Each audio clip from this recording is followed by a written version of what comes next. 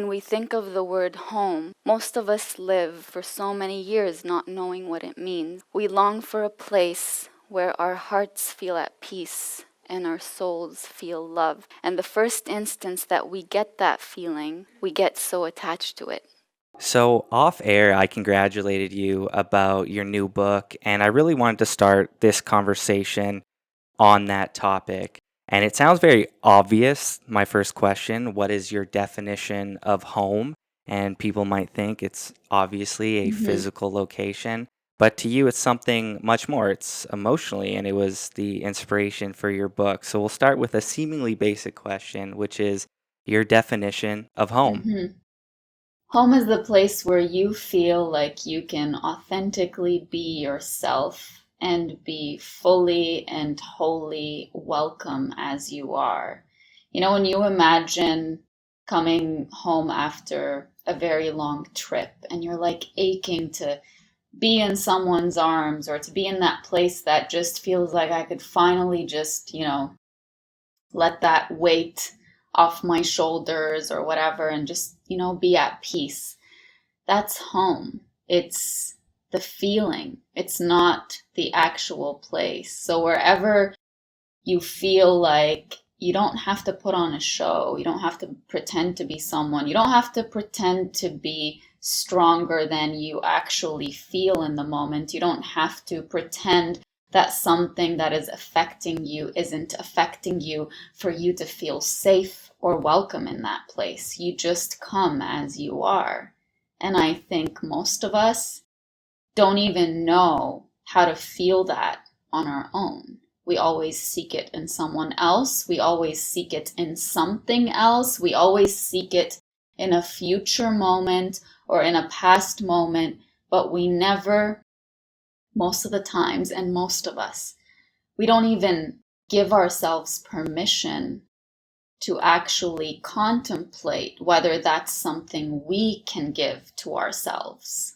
So, in many ways, our search for that feeling of home is external. It's external validation on social media. It could be external validation Mm-hmm. in a relationship.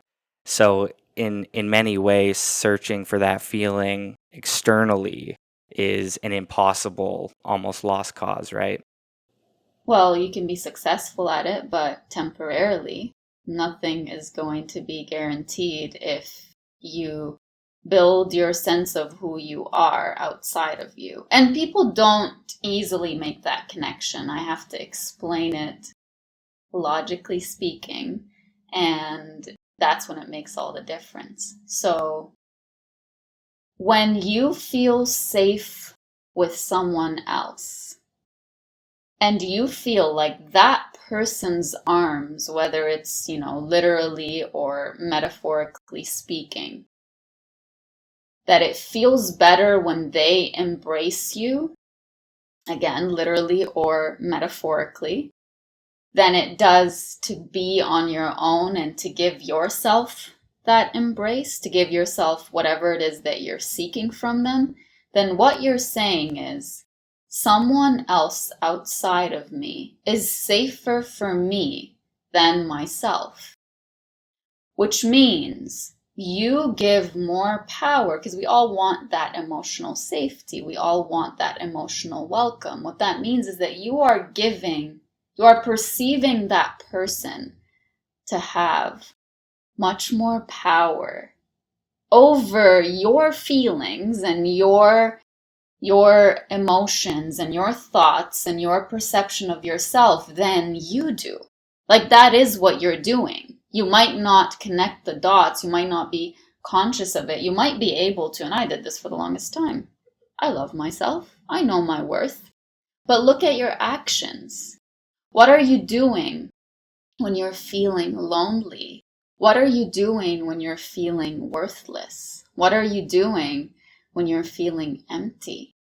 Are you taking some time to think to yourself, why is this need in my mind only, fulfilled if someone else fulfills it for me? And if I always think that that fulfillment is external to me, then I am inherently telling myself, you are not enough for yourself. So what happens when we seek that external validation is that there is always an element of something is missing. Like, I'll get it and I'll feel great, but then when it goes away, that looming feeling, whatever it was, that looming thought, that looming emotion will come back, and now I need more validation. So I go back to that same source. And you hear this all the time, don't expect people to love you when you don't love yourself. And I don't mean that in a harsh way that's like, people can't actually love you for who you are if you don't love yourself. I do believe people can love you for who you are, even though you might struggle with self-love. But what I mean by that is, don't seek your worthiness of love from another person. Like, just how worthy you are of love. You can't, you can. You should not say, that person loves me, therefore I deserve to be loved. Because what I'm saying is, or what you're saying is, if that person sees me as worthy of love, that must mean I'm worthy of love. The way it should be is, when in a state of being at home with yourself, I deserve love. I know what kind of love I deserve. If that person chooses to give it to me, great. And if they don't, it's not going to make me question how worthy I am of love, because the way I see myself is a lot more important than the way that someone else sees me. So the way that I tie it back to the analogy of a home is, I am seeing myself through my own eyes, under my own roof, in my own home, not through someone else's eyes, under their roof, in their home. You talked about coming home to yourself, and this sounds like probably a silly, young, uh, mature line that we all have. And I know certainly when I was younger, and a lot of our listeners, we thought validation externally through status and material, and whether it's social or Mm-hmm. financial, that was fulfillment. But there is Mm-hmm. a maturity where at a certain age, maybe it's mid 20s, maybe it's later or earlier for some, where you realize that that's not going to cut it. And what gets a little stickier is it becomes obvious, okay, material status, that's not going to cut it for me when I'm by myself at home. But Mm-hmm. it gets really murky because it almost sounds more mature to say, well, material's not going to work, status isn't going to work, but being with someone, building a house with someone else, having love, and we're going to build this house together is the route. Mm-hmm. That's the mature progression that I'm going to take. But I've heard you push back on the concept of building a house with another. That almost there needs to be two Mm-hmm. stable foundations for a relationship. So moving beyond the material, the easy version that we kind of grow past and going into something much more complicated, like trying to build a house with someone else. Would you push back on that Mm-hmm. mission? And what are your thoughts on building a home with someone else? So the only time I would push back on building a home is when it's building a home within another person, not building a home with another person. If you're building a home with another person, then you are both contributing to the foundation of it. You are both contributing to all of the elements that make it what it is. But what happens, unfortunately, in many relationships is that one person holds the power and the other person comes to them.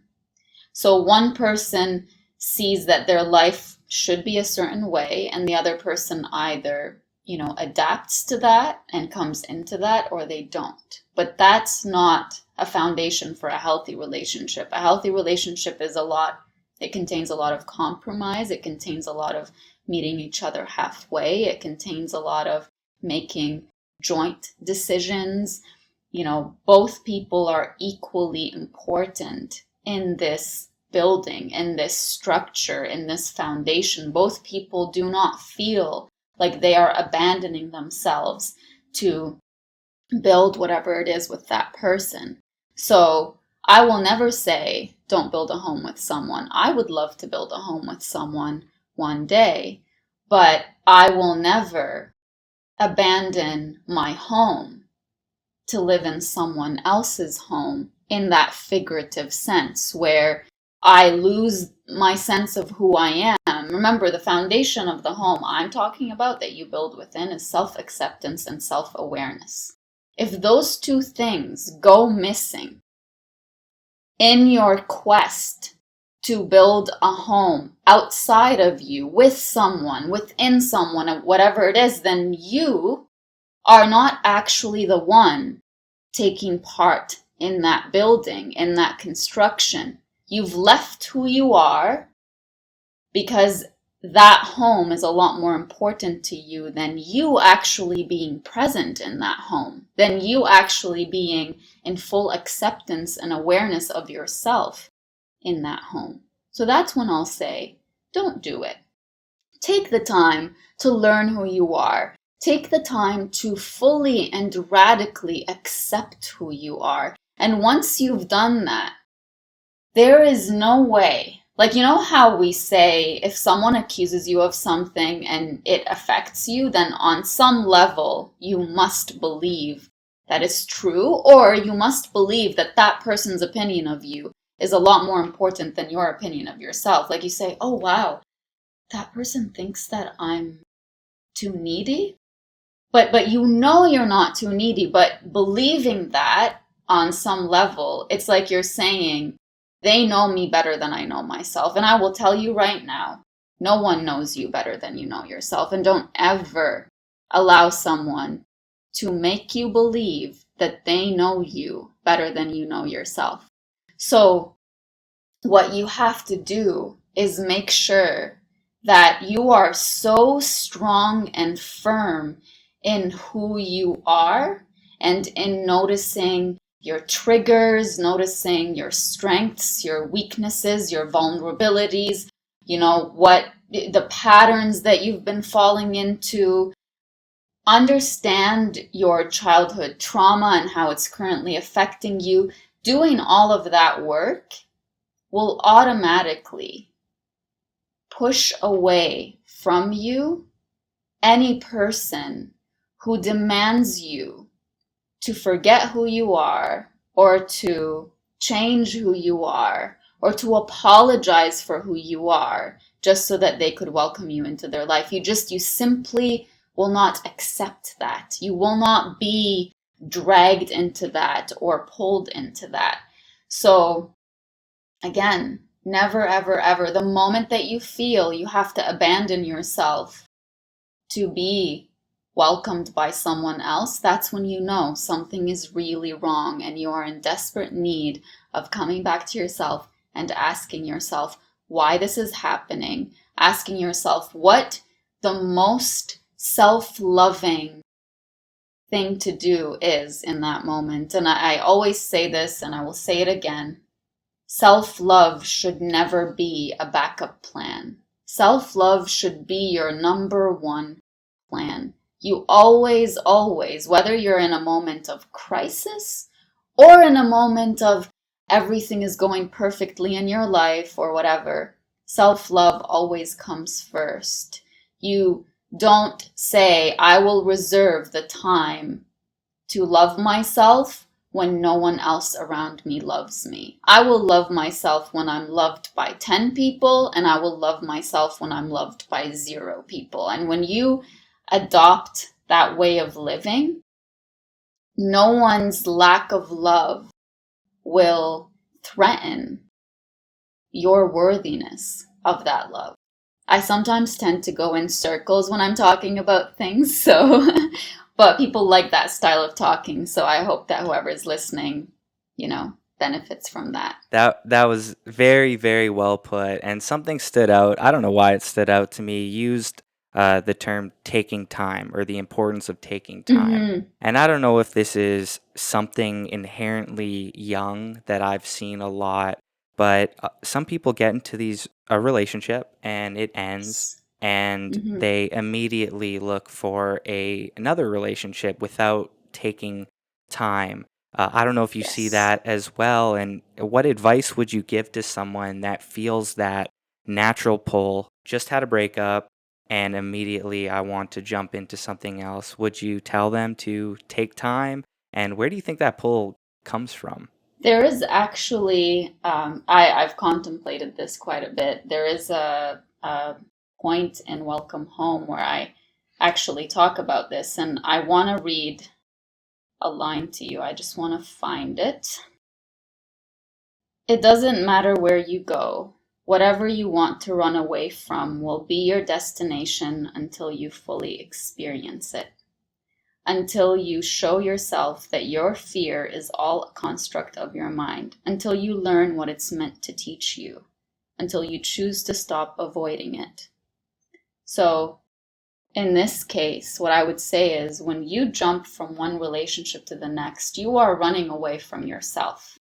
And you're always going to get to the same ending, which is, it might be, I'm not worthy of love. That belief that you have about yourself that you are trying to run away from. You are trying to seek the opposite of what you believe about yourself in other people. Remember how I said, if that person loves me, that means I'm worthy of being loved, as opposed to saying I am worthy of being loved, whether someone loves me or not.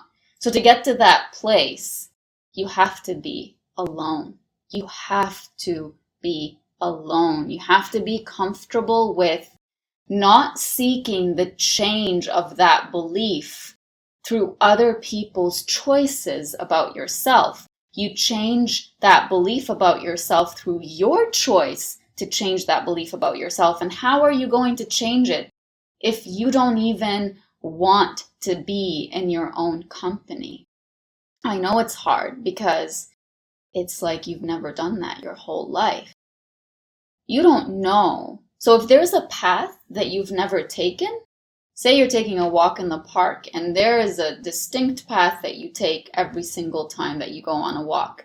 But one day you notice that there's a new road, new path, whatever it is. You're going to be scared to go there because you don't know what's expected. Coming home to yourself, or coming back to yourself, or learning who you are, or finding comfort in yourself, or finding the love that you need within yourself is so foreign to you that it's so much scarier to take that path than it is to take a path you've already taken, which is seeking whatever it is that you need, your worth, your worthiness of anything, your enoughness, your okayness. You take the path of seeking it from someone else. And yes, someone listening might say, yeah, but it's a new road with a new person. It's the same road. You are seeking your worthiness, your enoughness, your okayness, your worthiness of love, your welcome in another person. You've taken that path your whole life. It's easy. It's familiar. It's a pattern. And it will always lead you to the same ending, which is confirming to you what you already believe about yourself. And you don't change that belief by changing that ending with that person, by working hard to make this relationship work. Because if you can make it work, then you can prove to yourself that whatever you believe about yourself and your worthiness is not true. And you're going to continue trying to change endings with people to change that ending about yourself. But you only change that ending about yourself through yourself, within yourself. So any person listening to this who has noticed this about themselves, you always want to take the easy way out. And the easy way out is to allow someone to shower you with love than it is to shower yourself with love. It's so much easier to do that because, it's easier for us to accept other people's perceptions of us to be true about ourselves than it is for us to accept that our perceptions of ourselves are true about ourselves. Maybe, if the perception is negative, like, who do you think you are? Or no one's ever going to love you, we're likely to believe that. So we're so scared of spending time listening to that voice and saying, actually, I hear you. I hear that voice from within me. I've been listening, the way I describe it in Welcome Home is like if you've listened to a song over and over and over and over again, you start singing it without even thinking of the words. And that's what we do with that negative self-talk. We've been talking to ourselves in a negative, tone our whole lives, that it just rolls off our tongues and rolls into our minds and into our hearts. Immediately there's that, well, who do you think you are? Of course that person doesn't love you. Or, change this, change that. If you don't do this, then this is going to happen. So that's what makes it even harder to listen to that voice, because we believe that voice is true. And we forget that that voice stems from a story when we were really young and didn't have the capacity to tell that voice, that's not true. We were in a place where we trusted the adults in our lives with the truth of who we are, to tell us who we are, to tell us what we deserve to, and we've internalized that and kept it. We've carried it up to this point in our lives. And so it's like the moment you sit with yourself, you start listening to all of this and you're like, no, I don't want to hear this. I better go to someone who's going to tell me the complete opposite. And we believe them. But that voice is a voice. It's not true. If you were to just, you were telling me the words take time. If you were to just take time to ask yourself, is this voice actually true? Like, do I honestly and genuinely on a logical level believe this to be true about myself? And if the answer is yes, let's start with that. And if the answer is no, let's start with that. But you will not get to that answer without taking the time to ask yourself if it's true, where it's coming from, what it would, cause if you were to follow that voice, or if you were to tell that voice for once in your life, you're not true, you're not real, and I choose not to accept you. Like, I choose not to listen to you. I choose not to internalize you. I'm going to have a new set of beliefs about myself. So taking the time is so important, because that's where room is made, space is made for you to discover, for you to decide, for you to feel genuinely who you are on the inside and start, becoming more comfortable with the elements of yourself that maybe you weren't even aware existed.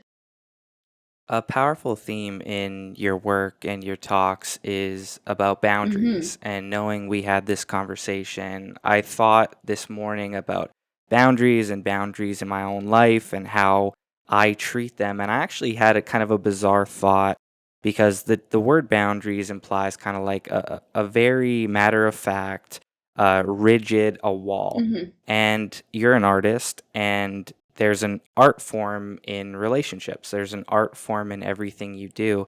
So when it comes to boundaries, do you look at them as a rigid set of rules that you don't bend or break? Or is there, in fact, kind of like a flow or an art form in your boundaries and how they evolve with other people or at the time in your life? Because on one hand, boundaries means they should never change ever. On the other, a relationship is probably constantly flowing. And as an artist, it seems like there might be an art form in our personal Mm-hmm. boundaries. So I don't view boundaries as a strict, rigid set of rules that, are applicable to everyone in our lives, or every person in your life will or might require that you build a boundary with them based on something. But the focus of a boundary, or the aim of it, isn't to punish someone, and it's not to change someone's behavior.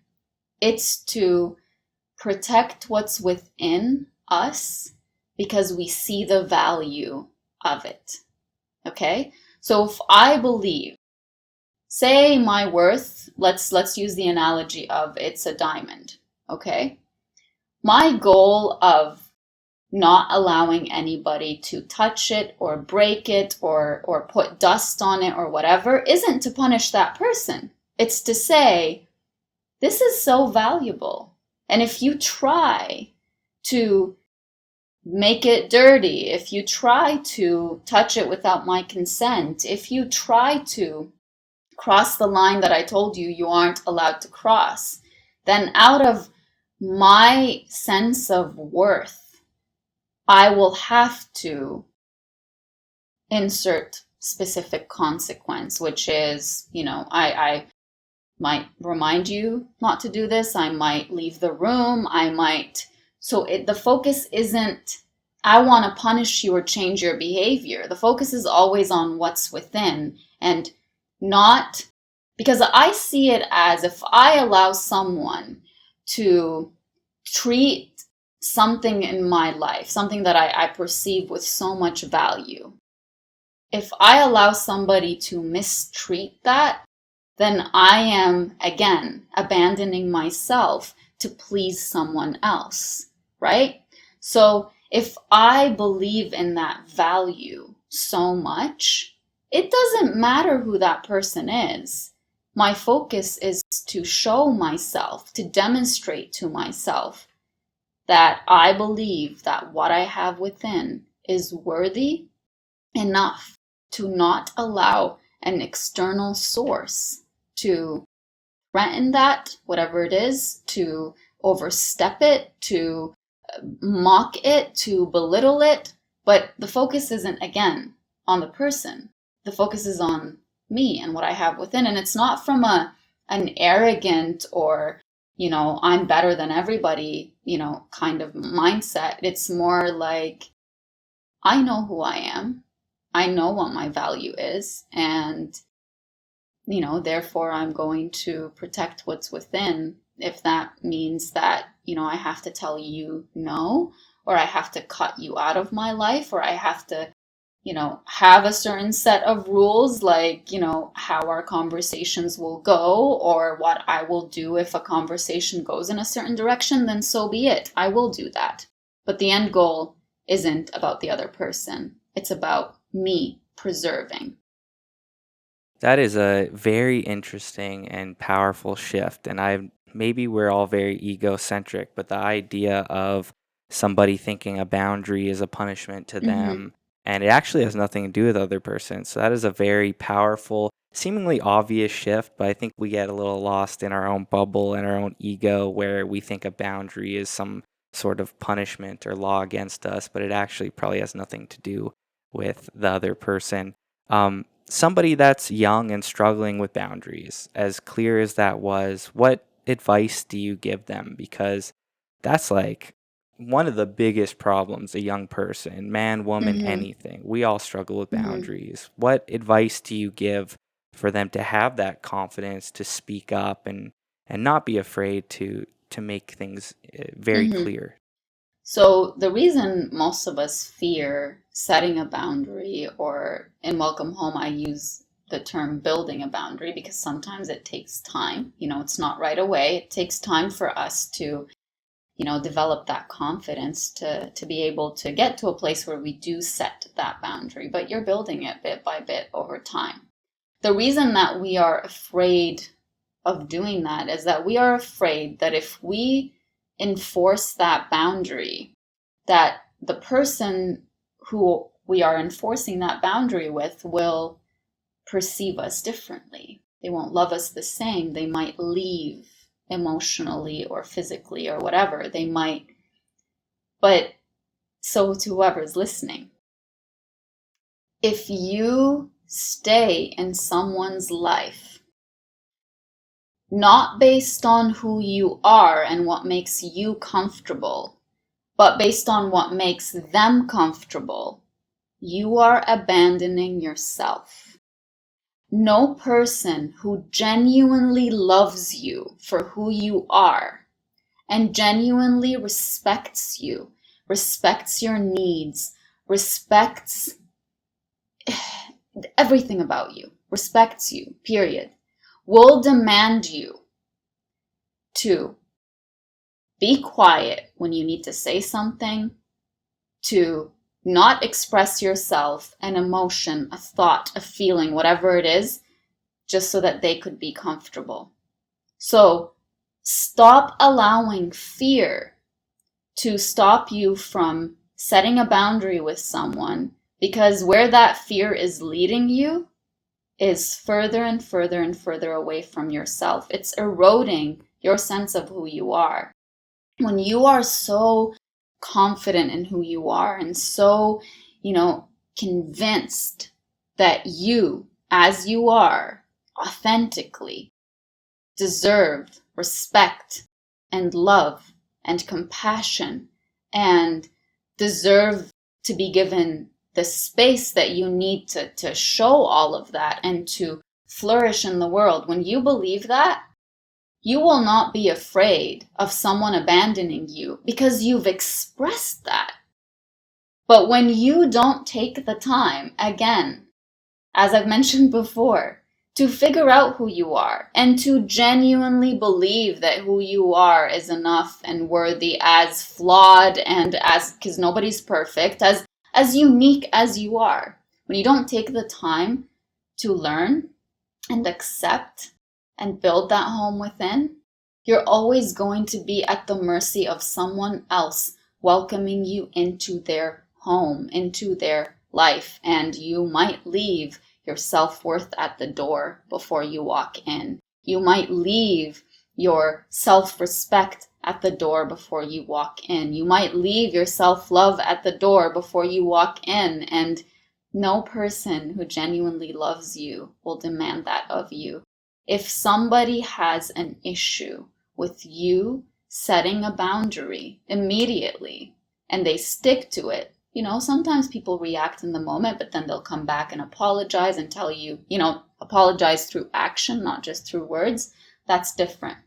But when somebody sticks to, you don't have the right to have that boundary with me because you owe me blah, blah, blah. That's not a person who deserves that kind of power in your life. You are a lot more powerful in your own life than that person is. And let me take that one step further. There is no one on this planet who is more powerful in your life than you are. There is no one, and simultaneously, there is no one on this earth who has the power to destroy your sense of who you are more than you do. Because what you allow is what happens. What you accept is what happens. So that's what I would say to someone struggling with boundaries. Take that fear away, because that fear is just serving self-abandonment.